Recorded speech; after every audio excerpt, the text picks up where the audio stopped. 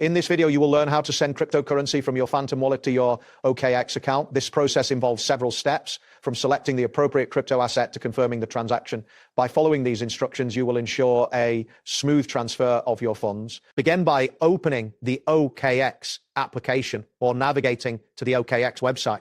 Once you are on the main interface, locate and click on the assets. This section will display your account balances and various options related to your assets. Next, select the deposit option to initiate the process of receiving cryptocurrency. You will now need to choose the specific cryptocurrency you wish to receive, such as a SAL or USDT. It is essential to select the correct token, as this will affect the network you need to use. After selecting your desired cryptocurrency, you must choose the appropriate network. For instance, if you selected Solana, ensure that you choose the Solana network. If you are receiving USDT, select the ERC20 network. It is crucial that the chosen network matches the cryptocurrency to avoid any issues. Once you have made your selections, you will see the deposit address for your chosen cryptocurrency. This address is unique to your account and necessary for the transfer.